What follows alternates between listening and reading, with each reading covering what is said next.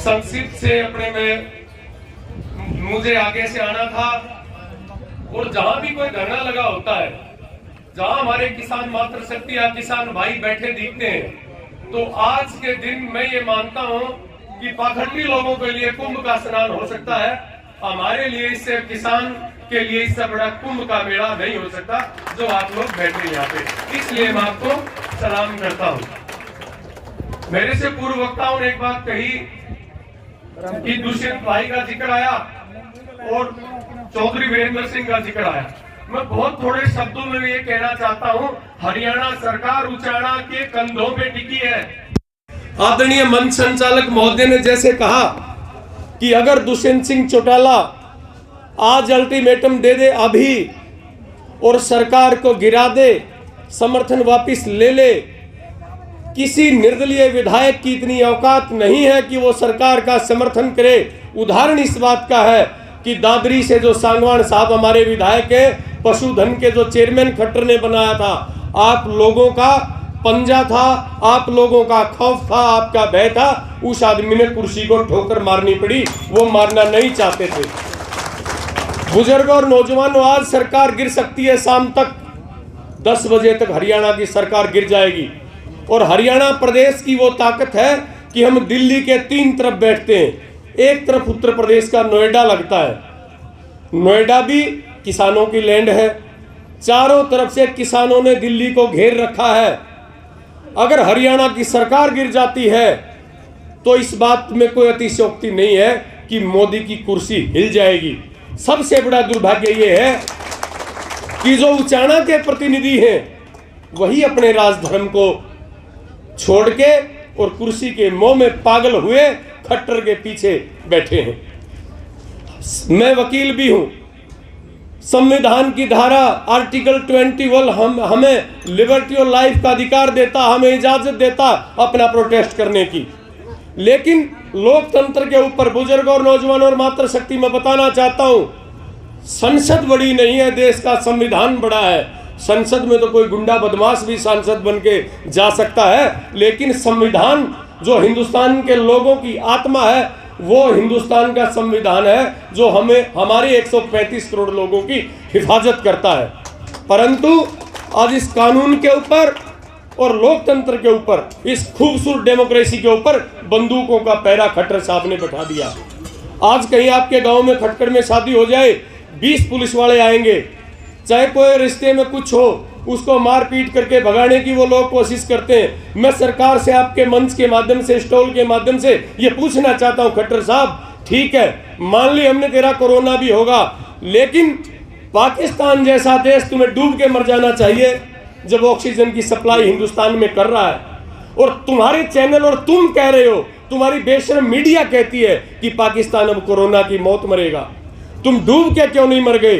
तुमने हिंदुस्तान के लोगों का खून निकाल के 4 अरबपति घरानों को पिलाने का काम किया है। लेकिन हिंदुस्तान के किसानों का खून खट्टर साहब इतना गर्म है, हम आपको बताना चाहते हैं, तेरी और उन 4 राजनीतिक घरानों की आंतों को फाड़ के वो बाहर निकल जाएगा। हमारा खून कमजोर नहीं है, तो पी ले उस खून को।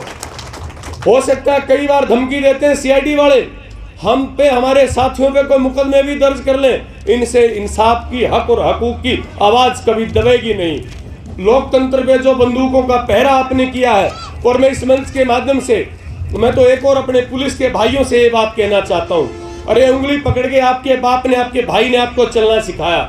आपने जब वर्दी पहनी तो हिंदुस्तान के संविधान की शपथ ली थी। मैं देश की पैरामिलिट्री फोर्सेस को भी कहना चाहता हूँ, हरियाणा की पुलिस को भी कहना चाहता हूं, और तमाम हिंदुस्तान की पुलिस को, जवानों को और ऑफिसर को मैं कहना चाहता हूं, आपने मोदी का और खट्टर का कुत्ता बनने की शपथ नहीं ले रखी, हिंदुस्तान के कानून की शपथ ली है। अगर कोई हुक्मरान, कोई तानाशाह, कोई जालिम नेता ये कहता है कि किसान की छाती में गोली मार और तुम अपने बाप की छाती पे गोली चलाओगे, तुमसे पुलिस वालों, तुमसे गंदा घटिया जाहिल मैं नहीं मानता, मेरी नजर में नहीं हो सकता। अगर कोई वाहियात आदमी कानून के दायरे से ऊपर उठ के और आपके बाप को और आपके भाई की छाती पे गोली चलाने का हुक्म देता है, तो संगीनों के दिशा को बदल दीजिए। मैं ये नहीं कहता नेताओं का कत्ल कर दीजिए, लेकिन आपको वो ऑर्डर मानने के लिए आप बाध्य नहीं हो क्योंकि आपने जो वर्दी पहनी, आपने हिंदुस्तान के संविधान की शपथ ली थी।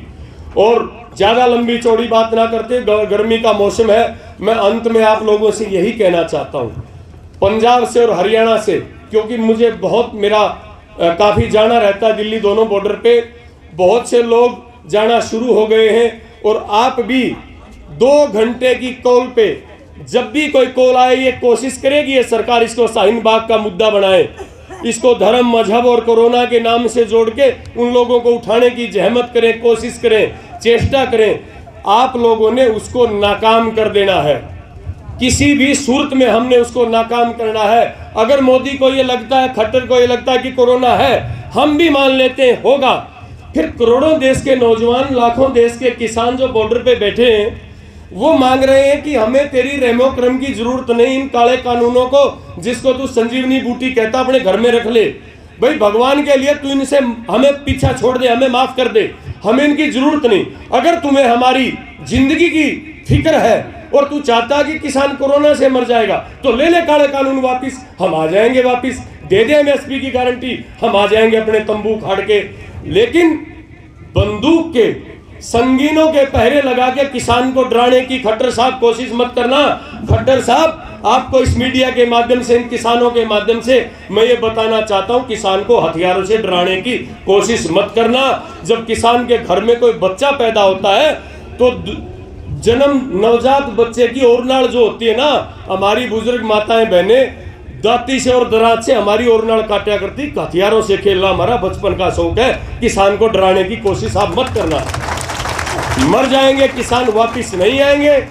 आपने मेरी बात को सुना, मैं पुनः आपसे ये गुजारिश करने के लिए आपके बीच में आया हूं, आप इसी हौसले, हिम्मत, जज्बे और दिलेरी के साथ डटे रहिए। इस सरकार को इससे कायर आदमी नहीं है जो बंगाल में कहता है लाखों की भीड़ मेरे पीछे है, दीदी गई, लेकिन दिल्ली आके कोरोना के ऊपर उपदेश झाड़ता है, भाषण झाड़ता है, जिसके राज में अस्पतालों में जगह नहीं, शमशानों में, कब्रिस्तानों में जगह नहीं। ऐसे बेहुदा आदमी को हम बनाना जानते हैं तो ठोकर मार के गिराना भी जानते हैं। तो आप इसी दिलेरी के साथ, इसी जज्बे के साथ, इसी हौसले के साथ डटे रहिए।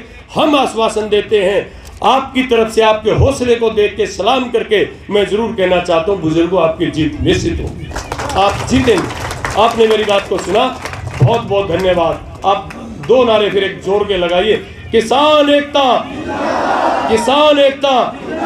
बहुत बहुत मेहरबानी, जय हिंद।